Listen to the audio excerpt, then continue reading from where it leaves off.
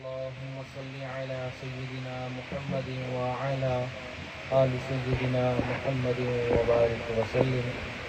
اللهم صل على سيدنا محمد وعلى آل سيدنا محمد وبارك وسلم. اللهم صل على سيدنا محمد وعلى آل سيدنا محمد وبارك وسلم. یہ دنیا فنا کے داغ سے داغدار ہے. اس دنیا میں جو بھی عمارت بنائی گئی یا بنائی جائے گی ایک دن وہ ختم ہوگی. جو بھی انسان پیدا ہوا یا ہوگا ایک دن اس کو موت آئے گی. اگر بوڑھا انسان چراغ سحر ہے تو جوان چراغ شام ہے. ہر ایک نے اس دنیا سے چلے جانا ہے. زندگی کیا ہے؟ تھرکتا ہوا ایک ننا سا دیا، ایک ہی جھونکا جسے آ کے بجھا دیتا ہے. آپ نے دیکھا ہے نا کہ اگر دیا جل رہا ہو ہوا کا ایک جھونکا اسے بجھا دیتا ہے. تو شاعر کہتا ہے کہ زندگی بھی یہی ہے، ہوا کے ایک جھونکا آتا ہے اور زندگی ختم ہو جاتی ہے. زندگی کیا ہے؟ تھرکتا ہوا ننا سا دیا، ایک ہی جھونکا جسے آ کے بجھا دیتا ہے. یا سرے مژگاں غم کا تھرکتا ہوا آنسو، پلک جھپکنا جسے مٹی میں ملا دیتا ہے. کہ جس طرح انسان کی پلکوں پر آنسوؤں کا قطرہ ہوتا ہے کہ انسان اپنی پلکوں کو بند کرتا ہے آنسو مٹی میں مل جاتا ہے، اسی طرح انسان کی موت کا وقت آتا ہے اور اس کی زندگی وہیں ختم ہو جاتی ہے.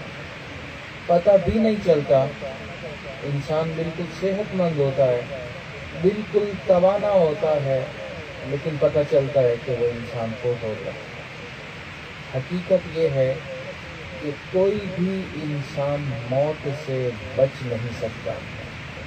یاد رکھیں، اگر موت کو حکومت کے ذریعے سے ٹالا جا سکتا تو فرعون کو کبھی موت نہ آتی. اگر موت کو وزارت کے ذریعے سے ٹالا جا سکتا تو حامان کو کبھی موت نہ آتی. اگر موت کو طاقت کے ذریعے سے ٹالا جا سکتا تو رستم و سہراب کو کبھی موت نہ آتی. اگر موت کو دواؤں کے ذریعے سے ٹالا جا سکتا تو جالینوس اور افلاطون کو کبھی موت نہ آتی. اگر موت کو حکمت کے ذریعے سے ٹالا جا سکتا تو حکیم لقمان کو کبھی موت نہ آتی. اگر موت کو وفاؤں کے ذریعے سے ٹالا جا سکتا تو کوئی بھی بیوی اپنے خاوند کو فوت نہ ہونے دیتی. اگر موت کو حسن کے ذریعے سے ٹالا جا سکتا تو حضرت یوسف علیہ السلام کو کبھی موت نہ آتی.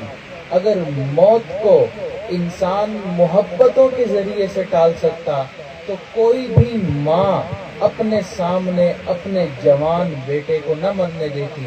اس سے پتہ چلتا ہے موت کو کسی بھی ذریعے سے انسان نہیں ٹال سکتا. جس وقت، جس حال میں، جس جگہ پر موت آنی ہو انسان کو وہیں پر موت آ جاتی ہے. وہ یہ نہیں دیکھتی کہ یہ بندہ اپنے گھر سے دور ہے، یہ بندہ غیروں کے پاس ہے، یہ بندہ اپنے بچوں کے ساتھ نہیں ہے. بس موت نے جب آنا ہے اس نے وہیں پر اس کو دبوچ لیا. جو وقت مقررہ لکھ دیا گیا اس وقت موت آنی ہے. حضرت سلیمان علیہ السلام کے پاس ایک مرتبہ حضرت عزرائیل ملک الموت جو موت کے فرشتے ہیں وہ آئے ملاقات کے لیے انسانی شکل میں. اب وہ حضرت سلیمان علیہ السلام اللہ کے پیغمبر تھے، ان کی محفل میں بیٹھے. جب حضرت عزرائیل وہاں سے جان چلے گئے تو محفل میں بیٹھے ہوئے ان کے ایک درباری نے، ایک آدمی نے کہا کہ حضرت یہ شخص کون تھا جو آپ سے ملاقات کے لیے آیا تھا؟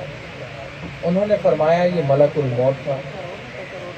تو حضرت سلیمان علیہ السلام کو اس شخص نے کہا کہ حضرت وہ بار بار مجھے گھور رہا تھا، آپ سے گفتگو کے دوران بار بار مجھے دیکھ رہا تھا، تو مجھے تو ڈر لگ رہا ہے. تو لہٰذا آپ کی حکومت جہاں انسانوں پر ہے، جنات پر ہے، وہیں حکومت آپ کی ہواؤں پر بھی ہے۔ آپ ہوا کو حکم دیجئے تاکہ میں اپنے گھر تو پہنچ جاؤں۔ تو حضرت سلیمان علیہ السلام نے ہوا کو حکم دیا اور وہ ہوا اس شخص کو اس کے گھر تک پہنچا آئی جو ہزاروں کلومیٹر دور تھا۔ اگلے دن اطلاع ملی کہ فلاں شخص جو گھر پہنچا اس کو وہاں پر موت آئی اور وہ مر گیا۔ اتنے میں حضرت عزرائیل دوبارہ تشریف لائے تو حضرت سلیمان علیہ السلام نے اس سے معاملے کا پوچھا تو انہوں نے عرض کیا کہ اللہ کے نبی، معاملہ یہ تھا کہ مجھے یہ حکم تھا کہ اس شخص کی موت اس کے گھر میں قبض کرنی ہے، اس کی روح اس کے گھر میں قبض کرنی ہے۔ تو میں نے جب اس کو آپ کی محفل میں دیکھا تو میں نے سوچا کہ یہ تو اپنے گھر سے ہزاروں کلومیٹر دور آپ کے پاس بیٹھا ہے، جبکہ موت کا وقت بھی مقرر ہے اور جگہ بھی طے ہے، لیکن یہ تو اپنی جگہ پر موجود نہیں تھا۔ تو میں سوچ رہا تھا کہ یہ ہزاروں کلومیٹر دور کا فاصلہ ایک دن میں کیسے طے کرے گا۔ اللہ نے ہوا کو سبب بنا دیا، وہ ایک دن میں ہزاروں کلومیٹر کا سفر طے کر گیا اور میں نے وقت پر جا کر اس کی روح کو قبض کر لیا۔ تو اس لیے موت سے کوئی انسان بچ نہیں سکتا۔ ایک بزرگ کو کسی شخص نے کہا کہ حضرت فلاں آدمی مرتے مرتے بچا ہے، فلاں آدمی مرتے مرتے بچا ہے۔ ہم نے اپنی زندگی میں کتنی مرتبہ اس بات کا تجربہ کیا ہے کہ انسان کہتا ہے یار آج تو میں مرتے مرتے بچا ہوں، بالکل گاڑی میرے قریب سے گزر گئی، میں روڈ کراس کرنے لگا، میری نظر نہیں آئی، دور سے گاڑی سپیڈ میں آ رہی تھی۔ اس طرح کے کتنے واقعات ہیں کہ انسان کی زندگی میں رونما ہوتے ہیں، تو انسان کہتا ہے کہ میں مرتے مرتے بچا ہوں۔ تو ان بزرگوں کو یہی کہا کہ فلاں آدمی مرتے مرتے بچا ہے، تو انہوں نے جواب دیا فکر نہ کرو، وہ بچتے بچتے مرے گا، وہ جتنا مرضی بچ لے ایک نہ ایک دن وہ مرے گا، ایک نہ ایک دن اس کو موت آئے گی۔ انسان اس دنیا میں عارضی آیا ہے۔ اگلی بات سمجھ لیجئے کہ یہ دنیا دارالامتحان ہے، ہم ہر وقت امتحان سے گزر رہے ہیں۔ ہم اس دنیا میں عیش و عشرت کرنے کے لیے نہیں آئے، ہم اس دنیا میں دعوتیں کھانے کے لیے نہیں آئے، ہمیں ایک مقصد کے تحت اس دنیا میں بھیجا گیا ہے۔ یاد رکھیں عالم چار ہیں، چار کائناتیں ہیں۔ جس طرح ایک کائنات ہماری ہے، ہم اس میں رہ رہے ہیں، اس کائنات میں ہماری دنیا ہے، چاند ہے، سورج ہے، ستارے ہیں، بہت بڑی ایک کائنات ہوتی ہے۔ تو چار عالم ہیں۔ ایک عالم ارواح، وہ جگہ جہاں پر پیدائش سے پہلے اللہ تعالیٰ نے ہماری روحوں کو رکھا ہوا ہے، اس کو عالم ارواح کہتے ہیں۔ یہ وہی جگہ ہے کہ جس جگہ پر پیدائش سے پہلے اللہ تعالیٰ نے ہمارے سے عہد لیا تھا، الست بربکم قالوا بلی۔ قرآن مجید میں ہے کہ اللہ تعالیٰ نے عہد لیا کیا میں تمہارا رب نہیں ہوں؟ تو سب روحوں نے مل کر جواب دیا بے شک آپ ہی ہمارے رب ہیں۔ وہ عالم ارواح ہے، روحوں کے رہنے کی جگہ۔ دوسرا عالم عالم دنیا ہے، جہاں پر ہم لوگ اس وقت زندگی گزار رہے ہیں۔ عالم ارواح انتظار کی جگہ ہے، عالم دنیا امتحان کی جگہ ہے۔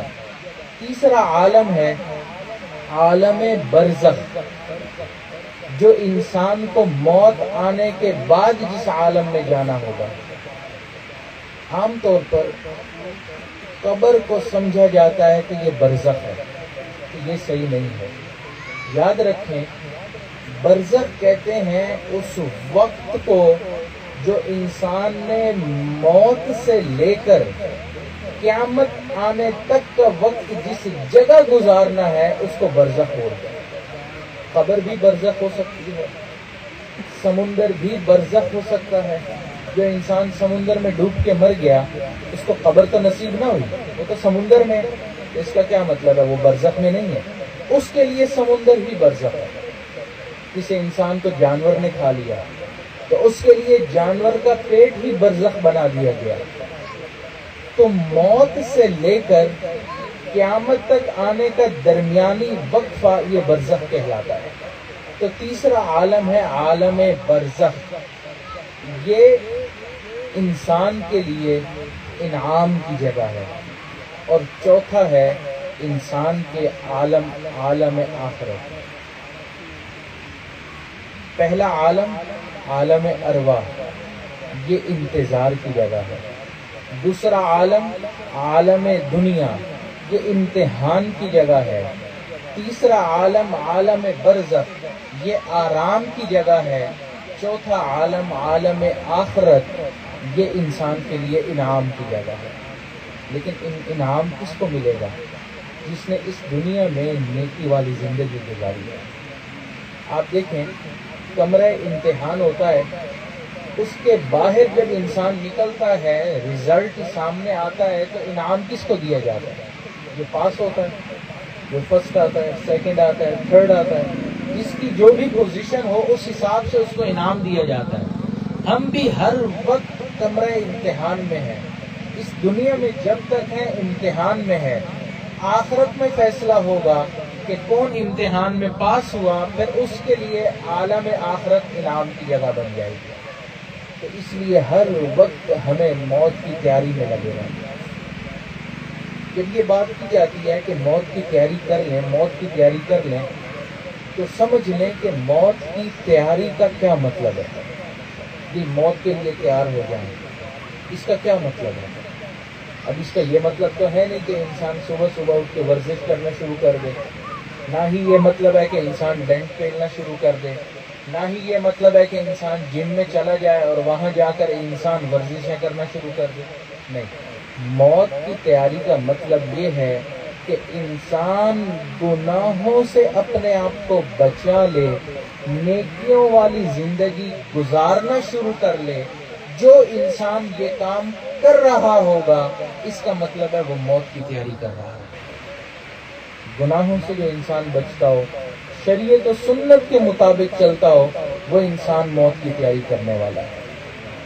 تو اس لیے ہمیں چاہیے کہ ہم ہر وقت موت کی تیاری میں لگے رہیں. اور یاد رکھیں، عبادت کس کو کہتے ہیں؟ جب کہا جاتا ہے کہ عبادت کریں، نیکی کریں، تو عبادت مصلی کا نام نہیں ہے.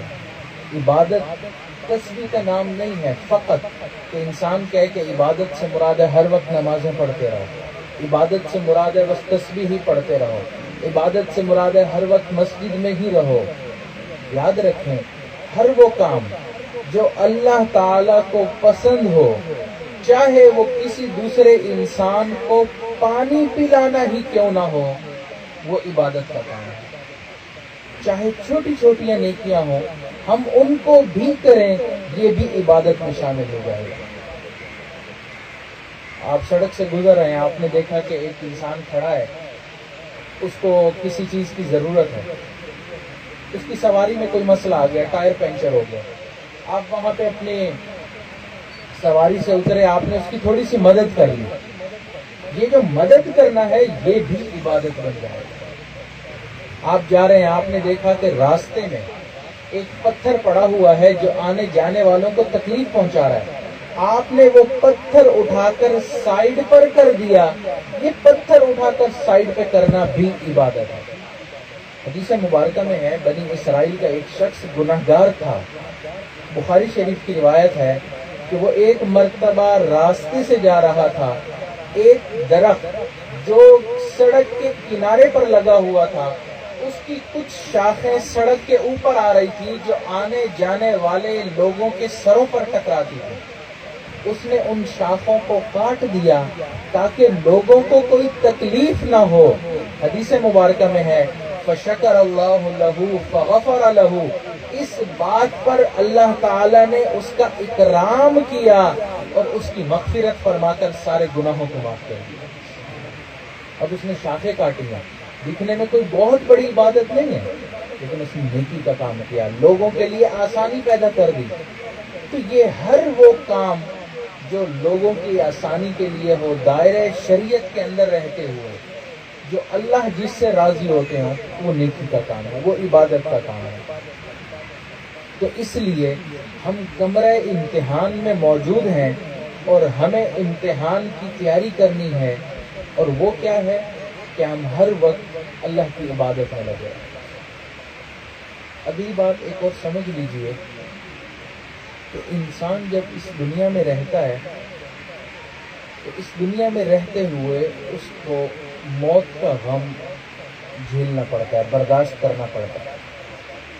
کہیں پر انسان کی والدہ اس دنیا سے چلی جاتی ہے، کہیں والد اس دنیا سے چلے جاتے ہیں، کہیں بیٹا اس دنیا سے چلا جاتا ہے، بہن بھائی رشتے دار، ہر وقت کسی نہ کسی گھر میں یہ سوگ کا سما موجود ہوتا ہے۔ ہر لمحے کوئی نہ کوئی انسان اس دنیا میں آ رہا ہے اور کوئی نہ کوئی انسان اس دنیا سے جا رہا ہے۔ کوئی آتا ہے، کوئی جاتا ہے، محفل کا ہے رنگ وہی، ساقی کی نوازش جاری ہے، مہمان بدلتے رہتے ہیں۔ تو ہر وقت کوئی نہ کوئی بچہ اس دنیا میں آ رہا ہے اور کوئی نہ کوئی انسان اس دنیا سے جا رہا ہے، یہی دنیا ہے۔ تو یہ ایک غم کی کیفیت ہر انسان کے ساتھ جڑی ہوئی ہے کہ کسی وقت بھی اس انسان کو یہ غم مل سکتا ہے۔ تو ایسے موقع پر دین اسلام نے ہمیں ایک دعا سکھائی، اور وہ دعا یہ ہے کہ جب ایسا کوئی غم کسی گھر میں پیش آئے تو انسان کو چاہیے کہ صبر کرے اور یہ دعا پڑھے، انا للہ و انا الیہ راجعون۔ قرآن مجید میں یہ اللہ تعالیٰ نے آیت بنا کر، یہ کلمہ استرجاع کہلاتا ہے، اس کو اللہ نے قرآن مجید میں بیان فرمایا، وَبَشِّرِ الصَّابِرِينَ الَّذِينَ إِذَا أَصَابَتْهُمْ مُصِيبَةٌ قَالُوا إِنَّا لِلَّهِ وَإِنَّا إِلَيْهِ رَاجِعُونَ۔ تو اس لیے جب کوئی غم کی حالت ہو، کیفیت ہو، کسی گھر میں موت واقع ہو جائے تو انسان کو چاہیے کہ وہ یہ کلمہ پڑھے، انا للہ و انا الیہ راجعون۔ اب یہ کلمہ کیوں انسان کو پڑھنے کے لیے کہا گیا اس موقع پر کہ ایک غم اور پریشانی کا موقع ہے، اور دین اسلام نے سکھایا کہ آپ لوگ اس وقت یہ کلمہ پڑھو؟ کیوں؟ اس کلمہ کے اندر انتہائی تسلی ہے، راحت ہے انسان کے لیے۔ وہ کیسے؟ اس کے الفاظ کے معانی پر ذرا غور کر لیں۔ اللہ تعالیٰ فرماتے ہیں انا للہ، کہ تم اس موقع پر کہو اس طرح، انا للہ، ہم اللہ کے ہیں، وَإِنَّا إِلَيْهِ رَاجِعُونَ، اور ہم نے اللہ کی طرف لوٹ کر جانا ہے۔ تو یہ دو الگ الگ ہم ان کو سمجھتے ہیں۔ پہلا ہے انا للہ، ہم اللہ کے ہیں، یہ فرما کر یہ بتانا مقصد تھا کہ جس طرح ہر انسان دنیا میں کسی نہ کسی چیز کا مالک ہوتا ہے۔ آپ اپنے گھر کے مالک ہیں، گھر میں فرنیچر موجود ہے، آپ اس کے مالک ہیں۔ آپ اس چیز کو ضائع کریں، اس چیز کو اپنے گھر سے اٹھا کر باہر رکھ دیں، اس چیز کو سڑک پر رکھ دیں، آپ کو اختیار ہے کیونکہ آپ مالک ہیں۔ آپ اپنے فرنیچر کو جہاں مرضی رکھیں، آپ مالک ہیں، آپ کو اختیار ہے۔ گھر میں رکھنا ہے گھر میں رکھیں، آپ نے ایک کمرے میں رکھنا ہے اس میں رکھیں، اس سے نکال کر دوسرے کمرے میں رکھنا ہے دوسرے میں رکھیں، یہ آپ کا اختیار ہے کیونکہ آپ مالک ہیں۔ تو یہی بتایا انا للہ، ہم اللہ کے ہیں، اللہ ہمارا مالک ہے۔ مالک نے جب تک چاہا ہمیں اس دنیا میں رکھا، جب چاہا اپنے پاس بلا لیا، اس کا اختیار ہے۔ تو انا للہ، ہم اللہ کے ہیں، تسلی ہو گئی کہ ہم اللہ کے ہیں۔ جب تک اللہ نے چاہا ہم اس دنیا میں ہے، جب اللہ نے چاہا ہمیں اپنے پاس بلا لیا۔ لیکن ظاہری بات ہے کہ انسان کے گھر میں فوتگی ہوتی ہے، کہیں والدہ والد اولاد کوئی نہ کوئی فوت ہوتا ہے تو غم تو ہوتا ہے۔ تو انا للہ سے پوری تسلی نہیں ملتی انسان کے دل کو، تو فوراً ہی اگلا فرمایا وَإِنَّا إِلَيْهِ رَاجِعُونَ، تم لوگ فکر مت کرو، یہ تمہاری جدائی عارضی ہے، وَإِنَّا إِلَيْهِ رَاجِعُونَ، جہاں میں نے اس کو بلا لیا کل تمہیں بھی وہیں پر بلا کر ملاقات کروا دوں گا۔ تو اِنَّا لِلَّهِ وَإِنَّا إِلَيْهِ رَاجِعُونَ، ہم اللہ کے ہیں اور ہم نے اللہ کے پاس جانا ہے۔ اس کو ایک مثال سے سمجھیے کہ اگر آپ کسی ایئرپورٹ پر چلے جائیں، کسی بس اسٹیشن پر چلے جائیں جہاں پر ایک بھائی دوسرے بھائی کو جدا کرائے، اب اس بھائی کو پتا ہے کہ میرا بھائی کام کے لیے، کاروبار کے لیے کسی دوسرے شہر جا رہا ہے اور واپسی شاید سالوں بعد ہو، لیکن اس بھائی کو یہ پتا ہے کہ ایک ہفتے کے بعد اسی بس کے ذریعے میں نے بھی اسی شہر جانا ہے، تو آپ کو کیا لگتا ہے وہ بھائی اپنے بھائی کو جدا کرتے ہوئے روئے گا، غمزدہ ہوگا؟ بلکہ اس کے دل میں تو یہ ہے کہ جہاں میرا بھائی جا رہا ہے ایک ہفتے کے بعد میں نے بھی وہیں جانا ہے، تو میں وہاں جا کر اس کو ملاقات کر لوں گا۔ بالکل اسی طرح کہ جب انسان کے گھر میں فوتگی ہوتی ہے تو انسان کو یہ یقین ہونا چاہیے جہاں پر یہ گیا ہے کل میں نے بھی وہیں پر جا کر اس سے ملاقات کر لی۔ اس لیے فرمایا الموت جسر یوصل الحبیب الی الحبیب، موت ایک پل ہے جو ایک دوست کو دوسرے دوست سے ملا دیتی ہے۔ تو موت تو ایک پل کی مانند ہے کہ انسان کی ملاقات کروا دیتی ہے۔ تو اس لیے یہ کلمہ استرجاع ہمیں بتایا گیا کہ ہم ایسے غم کے موقع پر اس کو پڑھیں تاکہ ہمارے دل کو تسلی ہو۔ حدیث مبارکہ میں حضرت ابو موسیٰ اشعری رضی اللہ تعالیٰ عنہ فرماتے ہیں کہ حضور صلی اللہ علیہ وسلم نے ارشاد فرمایا، جب کوئی انسان جب موت کا فرشتہ کسی انسان کے بیٹے کی روح کو قبض کرتا ہے اور اللہ کے پاس جاتا ہے، اللہ تعالیٰ پوچھتے ہیں کہ کیا تم نے میرے بندے کے بیٹے کی روح کو قبض کر لیا؟ وہ کہتا ہے اے اللہ کر لیا۔ پھر اللہ تعالیٰ پوچھتے ہیں کیا تم نے اس کے دل کے پھل کو اچک لیا؟ وہ کہتے ہیں میں نے اللہ اس کے دل کے پھل کو بھی لے لیا۔ پھر اللہ تعالیٰ فرماتے ہیں میرے بندے نے کیا کیا؟ تو فرشتہ کہتا ہے اے اللہ، اس موقع پر جب اس کے گھر میں فوتگی ہوئی، اس آپ کے بندے نے پڑھا انا للہ و انا الیہ راجعون، اور اس نے آپ کی حمد بیان کی، تسبیح بیان کی، تو اللہ تعالیٰ فرماتے ہیں میرے اس بندے نے جس نے صبر کیا اور یہ کلمہ پڑھ لیا، جنت میں ایک گھر بنا دو اور اس کا نام بیت الحمد رکھو، یعنی کہ اس کو یہ انعام دیا جاتا ہے۔ حضرت ام سلمہ رضی اللہ تعالیٰ عنہ ام المؤمنین حضور صلی اللہ علیہ وسلم کی اہلیہ، ان کی پہلے جو شادی تھی وہ ایک صحابی حضرت ابو سلمہ رضی اللہ تعالیٰ عنہ سے تھی۔ تو وہ فرماتی ہیں کہ جب میرے خاوند ابو سلمہ تھے تو اس موقع پر ایک مرتبہ حضور صلی اللہ علیہ وسلم نے بتایا کہ جب کسی انسان کے گھر میں کوئی حادثہ پیش آ جائے تو انسان یہ دعا پڑھے انا للہ و انا الیہ راجعون، تو اللہ تعالیٰ اس کو بہترین نعم البدل عطا فرماتا ہے اور بہتر اجر عطا فرماتا ہے۔ فرماتی ہیں کہ جب میرے خاوند ابو سلمہ فوت ہوئے تو میں نے یہی دعا پڑھی جو نبی علیہ الصلوۃ والسلام نے مجھے سکھائی تھی، تو اللہ نے مجھے بہتر نعم البدل عطا فرمایا، اور وہ یہ کہ میری شادی نبی علیہ الصلوۃ والسلام سے ہو گئی۔ تو انسان کو بہتر ملتا ہے اگر انسان اس موقع پر صبر کر لے اور یہ کلمہ انسان ادا کرے۔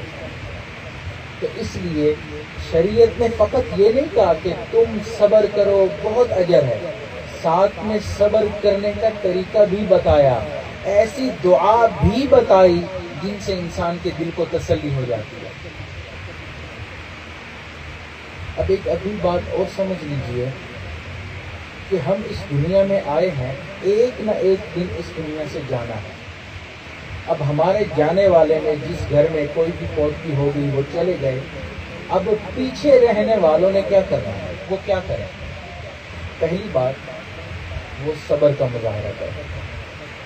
آپ دیکھیں یہ جو صبر ہے، صبر کا کیا مطلب ہے؟ کہ انسان کو غم نہ ہو؟ نہیں۔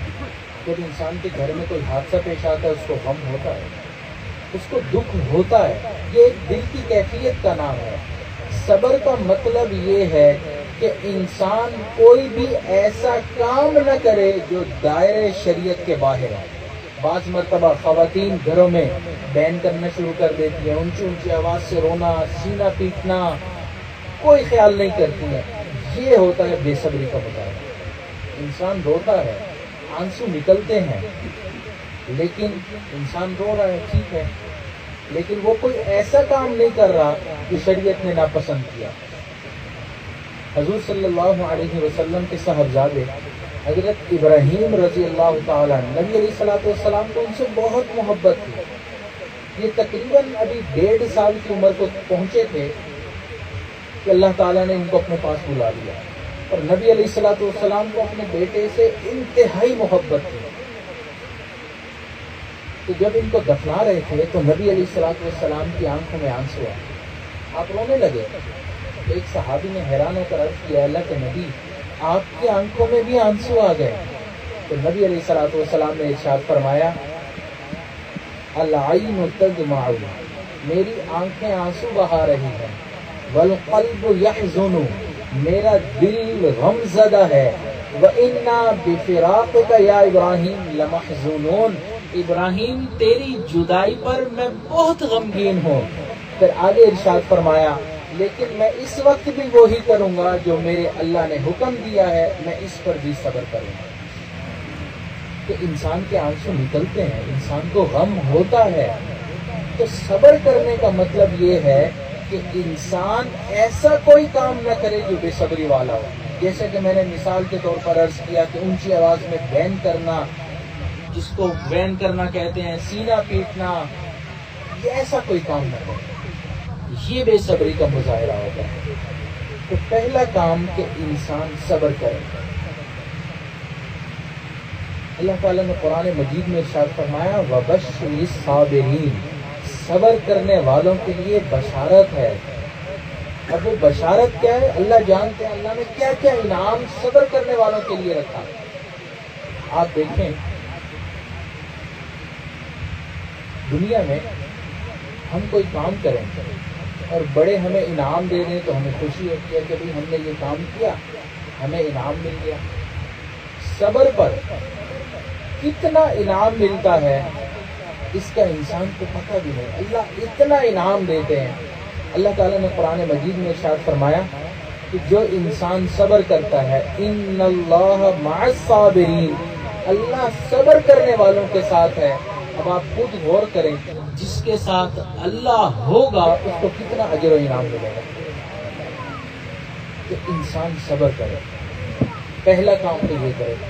دوسرا کام کہ جو انسان فوت ہو گیا، اس دنیا سے چلا گیا، وہ انسان اس کے لیے ایصال ثواب کرے۔ یہ ایصال ثواب کرنا کیا ہے؟ انسان سارا دن میں تسبیحات پڑھتا ہے، قرآن مجید کی تلاوت کرتا ہے، نفلی عبادات کرتا ہے۔ ان نفلی عبادات اور قرآن مجید کی تلاوت کو شام کے وقت میں انسان بیٹھے اور اللہ تعالیٰ سے عرض کرے کہ اے اللہ، جو میں نے پڑھا ہے اس کا ثواب فلاں مرحومہ کو پہنچا دے، یا میرے والد کو پہنچا دے، والدہ کو، جس کو بھی پہنچانا ہو، اللہ تعالیٰ سے عرض کرے کہ اللہ اس کا ثواب اس کو پہنچا دیجیے، تو اللہ تعالیٰ اس کا ثواب پہنچا دے گا۔ نبی علیہ الصلوۃ والسلام نے ارشاد فرمایا، اذا مات الانسان، جب انسان فوت ہو جاتا ہے، انقطع عملہ، تو اس کے جو اعمال ہوتے ہیں دنیا سے منقطع ہو جاتے ہیں، رابطہ ختم ہو جاتا ہے، الا ثلاث، سوائے 3 اعمال کے۔ وہ کون سا؟ ولد صالح، ایک تو یہ کہ اس کی اولاد اگر نیک ہوگی تو یہ اس کے لیے صدقہ جاریہ ہے، انسان کی اولاد جو نیکی کا کام کرے گی اس کو ثواب پہنچتا رہے گا۔ دوسرا فرمایا کہ وہ ایسا علم جس سے لوگوں کو نفع پہنچا ہو، وہ انسان دنیا میں ہے، اس نے دوسروں کی کوئی اچھی تربیت کی، کچھ اچھی بات سکھا دی تو اس سے دوسروں کو فائدہ ہوا، جب تک دوسرا انسان اس دنیا میں ہے اس کو ثواب پہنچتا رہے گا۔ اور تیسرا فرمایا کوئی ایسا کام کیا جو صدقہ جاریہ ہوا، اس نے ٹونٹی لگوا دی، کوئی سبیل لگوا دی، کوئی اور ایسا کام کر دیا کہ وہ صدقہ جاریہ ہے، لوگ آتے ہیں وہاں سے فائدہ حاصل کرتے ہیں۔ جب تک اس جگہ سے فائدہ حاصل ہوتا رہے گا اس کا ثواب جانے والے کو پہنچتا رہے گا۔ تو اس لیے جو نیک اولاد پیچھے ہے اس کو چاہیے کہ انسان کے جانے والوں کے لیے یہ اصال ثواب کرتا رہے۔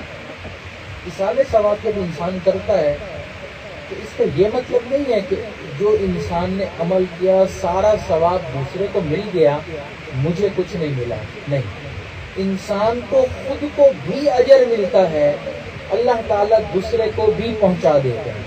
آپ دیکھیں، آپ کے پاس موبائل میں ایک میسیج آتا ہے، آپ اس میسیج کو کاپی کرتے ہیں، کسی دوسرے انسان کو پیسٹ کر دیتے ہیں، آپ نے وہی میسیج دوسرے کو بھی بھیجا، لیکن آپ کے اپنے موبائل میں بھی موجود رہتا ہے کہ نہیں رہتا؟ رہتا ہے نا، جبکہ وہی میسیج دوسرے کو بھی پہنچ جاتا ہے۔ اگر آپ چاہیں وہی میسیج لاکھوں لوگوں کو پہنچانا، آپ لاکھوں کو پہنچا سکتے ہیں، لاکھوں کو بھی فائدہ ہوگا، آپ کے اپنے موبائل میں بھی رہے گا۔ بالکل اسی طرح جو کچھ آپ نے اصال ثواب کرنا ہے، آپ پوری دنیا کے نیک لوگوں کو، جو مسلمان اس دنیا سے چلے گئے، آدم علیہ السلام سے لے کر اب تک جتنے انسان پیدا ہوئے اس دنیا سے چلے گئے، تمام کو بھی اصال ثواب کریں گے، اللہ ان تمام کو بھی ثواب پہنچا دیں گے، اور آپ کے اپنے نام اعمال میں بھی ثواب لکھا رہے گا۔ تو اصال ثواب سے یہ نہیں ہوتا کہ اب ہمیں نہیں ملے گا، ہمیں تو ملے گا، لیکن اللہ دوسروں کو بھی پہنچا دے گا۔ تو پہلا کام صبر کرنا ہے، دوسرا کام کہ انسان نے اصال ثواب کرنا ہے، اور تیسرا کام جو پیچھے رہ گئے ہیں انہوں نے یہ کرنا ہے کہ اب خود بھی اپنی زندگی پر نظر ڈالیں، اور جو گناہ ہیں زندگی میں ان کو نکالیں اور نیکی والی زندگی گزاریں۔ تو انسان دیکھے کہ میں نے بھی یہی کرنا، میری بھی یہی حالت ہونی ہے، ایک وقت آنا ہے مجھے بھی مرنا ہے، تو کیوں نہ میں ابھی سے ہی موت کی تیاری کر لوں، میں ابھی سے ہی نیکیوں والی زندگی گزارنا شروع کر دوں۔ تو انسان اپنی موت کی تیاری بھی شروع کر دے، توبہ کرے، استغفار کرے، اللہ تعالیٰ کے سامنے اپنے گناہوں کی معافی مانگے۔ اور یاد رکھیں، توبہ کرنے کے لیے کہیں جانا نہیں پڑتا، کسی کے سامنے بیٹھنا نہیں پڑتا، آپ جہاں پر ہیں وہیں پر بیٹھے ہوئے دل ہی دل میں اللہ تعالیٰ سے عرض کریں، اللہ میں اپنے گناہوں پر نادم ہوں، شرمندہ ہوں، آپ میرے گناہوں کو معاف فرما دیں۔ حدیث مبارکہ میں ہے، نبی علیہ الصلوۃ والسلام نے ارشاد فرمایا، الندم توبۃ، دل میں یہ جو ندامت کا احساس ہوتا ہے اسی کا نام توبہ ہے۔ کسی کو بتانے کی پتہ بھی نہیں چلتا دوسرے انسان کو کہ اس نے بیٹھے بیٹھے توبہ کر لی۔ حدیث مبارکہ میں ہے کہ بنی اسرائیل میں ایک مرتبہ قحط آ گیا، بارش ہوتی نہیں تھی، جانور بھی مرنے لگے، انسان کو بھی موت آنا شروع ہونے لگی، ہر طرف ایک عجیب ماحول ہو گیا۔ اب بارش آئے تو فصلیں ہوں، بارش آئے تو ضروریات زندگی انسان کی پوری ہو۔ تو اس وقت جو پیغمبر تھے ان کے پاس پہنچے سارے لوگ اور ان سے عرض کیا کہ ہم دعا کریں، آپ دعا کر دیجیے۔ تو انہوں نے فرمایا کہ ہم ایک کھلے میدان میں جاتے ہیں، سب لوگ مل کر اللہ سے دعا کرتے ہیں، جب سب مل کر دعا کریں گے تو اللہ تعالیٰ بارش برسا دیں گے۔ سب ایک کھلے میدان میں اکٹھے ہو گئے، دعائیں کرنا شروع کر دیں، لیکن بارش نہیں ہوئی۔ اللہ تعالیٰ کے جو پیغمبر تھے انہوں نے اللہ کی طرف رجوع کیا اور دعا کی کہ اے اللہ کیا معاملہ ہے، اس مجمع میں مرد بھی ہیں، خواتین ہیں، بچے ہیں، جانور ہیں، آپ کا ایک پیغمبر بھی موجود ہے، پھر بھی بارش نہیں ہو رہی، کیا معاملہ ہے؟ تو اس وقت جیسے ہی انہوں نے اللہ تعالیٰ سے یہ دعا مانگی کہ اللہ تعالیٰ نے وہی فرمائی کہ اے میرے پیارے، اس مجمع میں ایک شخص ہے جو پچھلے 20 سال سے گناہوں کے ذریعے میرے ساتھ لڑائی کر رہا ہے، جنگ کر رہا ہے، جب تک وہ اس مجمع میں موجود ہے میں بارش نہیں برساؤں گا، وہ مجمع سے نکلے گا میں بارش برسا دوں گا۔ اب جب یہ یہاں وحی ہوئی تو اس وقت انہوں نے اعلان کر دیا کہ مجمع میں ایک شخص ہے جو گناہ کرتا ہے اور اس کے گناہوں کی وجہ سے باقی لوگ بھی اللہ کی رحمت سے محروم ہیں، تو میں اس کو کہتا ہوں کہ مجمع سے اٹھ کے باہر نکل جائے۔ تاکہ دوسرے تو محروم نہ ہوں۔ اب جب انہوں نے یہ اعلان فرمایا تو مجمع میں سے کوئی بھی نہیں اٹھا، لیکن تھوڑی دیر کے بعد بارش برسنا شروع ہو گئی۔ سب حیران ہو گئے، اللہ کے پیغمبر بھی حیران ہو گئے۔ انہوں نے پھر اللہ سے دعا مانگی، اللہ مجمع میں سے تو کوئی بھی نہیں اٹھا، بارش پھر بھی آ گئی، اس کی کیا وجہ ہے؟ اللہ نے فرمایا، میرے پیارے، جب آپ نے اعلان کیا تھا کہ وہ گناہگار مجمع سے اٹھ کر چلا جائے تو اس نے دل ہی دل میں میرے سے تار جوڑی اور مجھ سے کہنے لگا، اللہ 20 سال میں نے گناہ کیے، آپ نے میرے گناہوں کو پوشیدہ رکھا، دوسروں کے سامنے اظہار نہیں ہوا، لوگوں کو پتہ بھی نہیں میں بندہ ہوں، لیکن اللہ اگر آج میں اس مجمع سے اٹھ گیا تو لوگوں کو تو پتہ چل جائے گا، میری تو رسوائی ہو جائے گی، میری عزت تو خاک میں مل جائے گی۔ اللہ میں آپ سے وعدہ کرتا ہوں کہ میں توبہ کرتا ہوں، آج کے بعد کوئی گناہ نہیں کروں گا، آپ سے دوستی کروں گا۔ تو اللہ تعالیٰ نے فرمایا، میرے پیارے، اس نے دل ہی دل میں توبہ کر لی، مجھ سے معافی مانگ لی، مجھے اس کی معافی اتنی پسند آ گئی کہ میں نے اس کی وجہ سے ہی باقیوں کے لیے بھی بارش برسا دی۔ تو انسان کو پتہ بھی نہیں چلتا کہ دوسرا انسان کب توبہ کر لیتا ہے۔ تو اس لیے اب ہم نے تیسرا کام یہ کرنا ہے کہ اپنے گناہوں پر نادم اور شرمندہ ہونا ہے، اس کے اوپر استغفار کرنا ہے، اللہ سے توبہ کرنی ہے۔ دعا ہے کہ اللہ تعالیٰ جو مرحومہ اس دنیا سے چلی گئی، ان کے آگے والی زندگی کو اللہ تعالیٰ اپنی رحمتوں کا سہارا عطا فرمائے، اور جو ہم پیچھے باقی بچ گئے ہیں، ہمیں بھی ایک دن موت آنی ہے، اللہ ہمیں ابھی سے موت کی تیاری کی توفیق عطا فرمائے۔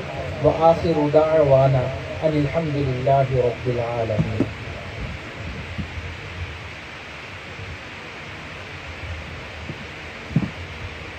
فرما رہے ہیں کہ توبہ کے کلمات پڑھا دیں تاکہ اللہ تعالیٰ ہمارے پچھلے تمام گناہوں کو معاف کر دے۔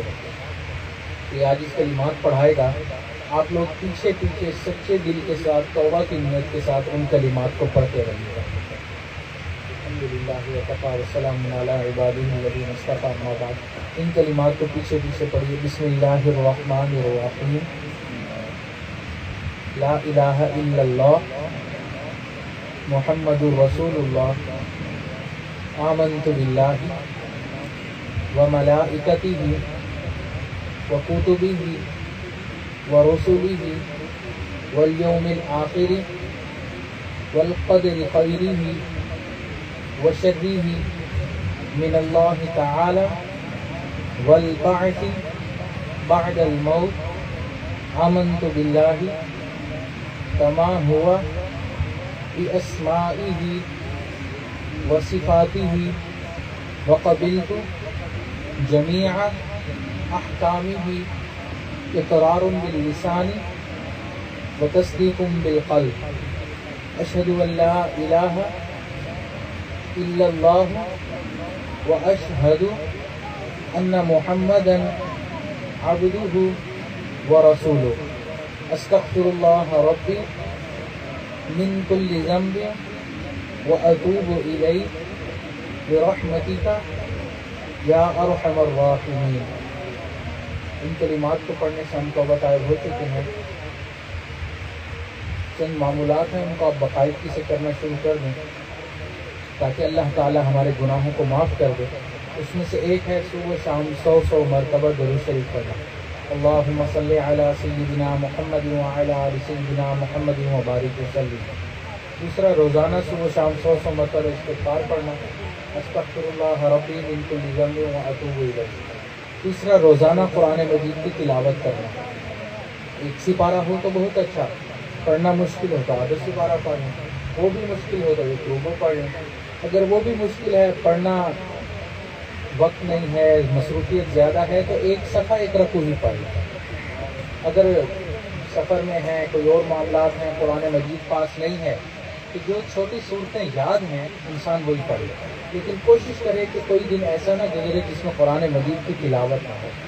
اور چوتھا، چلتے پھرتے اٹھتے بیٹھتے ہر وقت اللہ تعالیٰ کا دھیان رکھیں۔ تو ان معمولات کا آپ کرنا شروع کر دیں۔ اور پانچواں ہے مراقبہ۔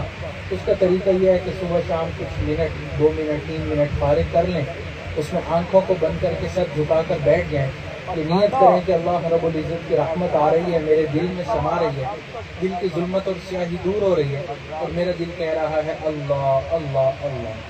کہ یہ چند معمولات شروع کر دیں، آپ خود دیکھیں گے کہ گناہوں سے بچنا شروع ہو گئے ہیں اور نیکی پر آنا شروع ہو گئے ہیں۔ دعا ہے کہ اللہ تعالی ہمارے تمام نیک اعمال کو قبول فرمائے اور جو گناہ ہیں اللہ ان کو نیکیوں میں تبدیل فرمائے۔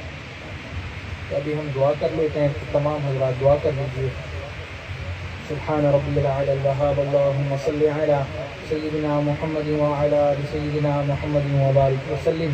ربنا آتنا فی الدنیا حسنۃ وفی الآخرۃ حسنۃ وقنا عذاب النار۔ ربنا لا تزغ قلوبنا بعد إذ هديتنا وهب لنا من لدنك رحمة إنك أنت الوهاب۔ اللہ ہم آپ کے عاجز و مسکین بندے، اللہ آپ کے سامنے ہاتھ پھیلائے بیٹھے ہیں، اللہ ہمارے اٹھے ہاتھوں کو قبول فرما، اے اللہ ہمارے گناہوں کو معاف فرما، اللہ ہماری خطاؤں سے درگزر فرما، اللہ ہمارے عیبوں کی پردہ پوشی فرما، اللہ اپنے عشق کی آتش ہمارے سینوں میں پیدا فرما، ہمارے انگ انگ روئیں روئیں سے اپنے ذکر کو جاری فرما، ہڈی ہڈی بوٹی بوٹی میں اپنی یاد کو پیدا فرما، اللہ جو گناہ دن میں کیے معاف فرما، جو راتوں میں کیے معاف فرما، اللہ جو گناہ محفلوں میں کیے معاف فرما، اللہ جو گناہ تنہائیوں میں کیے معاف فرما، اللہ جو گناہ ہمیں یاد ہیں وہ بھی معاف فرما، جو گناہ کر کے بھول چکے ہیں وہ بھی معاف فرما، اللہ رحم و کرم والے معاملے فرما، اللہ کبھی بھی اپنے در سے دور نہ فرما، اللہ کبھی بھی نفس و شیطان کے حوالے نہ فرما، اللہ کبھی بھی دشمنوں کے حوالے نہ فرما، اللہ کبھی بھی ناقدروں کے حوالے نہ فرما، ہمیشہ اپنی رحمت کی سرپرستی والا معاملہ فرما، اللہ ہم چاہیں نہ چاہیں پیشانی کے بالوں سے پکڑ کر اللہ ہمیں اپنا بنا لیجئے، اللہ ہمیں اپنے محبین بندوں میں شامل فرما، اللہ اپنے عاشقین بندوں میں شامل فرما، اے اللہ جو ہمارے گناہ آج تک ہوئے اللہ تمام گناہوں کو نیکیوں میں تبدیل فرما، اللہ سیدھا راستہ مل جانے کے بعد اللہ گمراہی سے ہماری حفاظت فرما، اے اللہ نیک اعمال کے بعد اللہ گناہوں سے ہماری حفاظت فرما، اے اللہ اس سے پہلے کہ لوگ ہمیں کلمہ پڑھائیں اللہ اپنے اختیار سے کلمہ پڑھنے کی توفیق عطا فرما، اللہ اس سے پہلے کہ ظاہر کی آنکھیں بند ہو جائیں اللہ من کی آنکھیں کھلنے کی توفیق عطا فرما، اللہ اس سے پہلے کہ لوگ ہمیں غسل دیں اللہ غسل توبہ کی توفیق عطا فرما، اللہ اس سے پہلے کہ لوگ ہمیں کفن پہنائیں اللہ تقوی کی پوشاک پہننے کی توفیق عطا فرما، اللہ اس سے پہلے کہ ہماری نماز جنازہ پڑھی جائے اللہ ہمیں نماز کی حضوری نصیب فرما، سجدے کا سرور نصیب فرما، رات کے آخری پہر کے مناجات کی لذت نصیب فرما، ایمان حقیقی کی حلاوت نصیب فرما، اے اللہ اس سے پہلے کہ ہمیں قبر میں لٹایا جائے اے اللہ ہمیں قبر کی تیاری کرنے کی توفیق نصیب فرما، اللہ اس سے پہلے کہ قیامت والے دن آپ کے سامنے پیشی ہو اے اللہ ہمیں اپنی بارگاہ میں قبولیت عطا فرما، اللہ جو مرحومہ اس دنیا سے رخصت ہو گئیں اللہ ان کے عذروں کو قبول فرما، اللہ ان کے گناہوں کو معاف فرما، اللہ ان کے گناہوں کو نیکیوں میں تبدیل فرما، اللہ ان کی قبر کو جنت کے باغوں میں شامل فرما، اللہ ان کی قبر کو کشادہ فرما، اللہ کروڑوں اربوں گھر میں رحمتیں اللہ ان کی قبر پر نازل فرما، اللہ پسماندگان کو صبر جمیل عطا فرما، اللہ جو ان کی اولاد ہے اللہ ان کو صبر جمیل عطا فرما، اللہ اس صبر کرنے پر اجر عظیم نصیب فرما، اللہ مرحومہ کی وجہ سے جو آپس میں بہن بھائیوں میں جوڑ و اتفاق تھا اللہ اس اتفاق کو برقرار نصیب فرما، اللہ بہن بھائیوں میں آپس میں اتفاق و اتحاد نصیب فرما، اے اللہ ایک دوسرے سے مرحومہ کی وجہ سے جو محبتیں تھیں اللہ اس محبتوں کو برقرار فرما، اللہ جو رحمتیں برکتیں آپ نے اس گھر میں اس علاقے پر ان کی وجہ سے اے اللہ نازل فرمائی ہوئی تھی اللہ ان کو نازل فرماتے رہیے، اے اللہ ان کو ختم نہ فرمائیے، اللہ رحم و کرم والے معاملے فرما، اے اللہ ان کے آگے کی منزلوں کو آسان فرما، اے اللہ ان کے آگے کی منزلوں کو آسان فرما، اللہ بہترین اجر اور بدلہ عطا فرما، اللہ رحم و کرم والے معاملے فرما، اے اللہ حضور صلی اللہ علیہ وسلم کے ساتھ اے اللہ جس جس کو محبت ہے اللہ تمام کے گناہوں کو معاف فرما، اللہ رحم و کرم والے معاملے فرما، اے اللہ ہماری ان دعاؤں کو اپنی رحمت سے قبول فرما، اے اللہ جو مانگا عطا فرما، جو مانگنا چاہیے تھا اللہ نہیں مانگ سکے اللہ ہمیں وہ بھی عطا فرما، ہماری ان دعاؤں کو اپنی رحمت سے قبول فرما، ربنا تقبل منا انك انت السميع العليم وتب علينا انك انت التواب الرحيم وصلى الله تعالى على خير خلقه سيدنا محمد وعلى آله واصحابه اجمعين برحمتك يا ارحم الراحمين.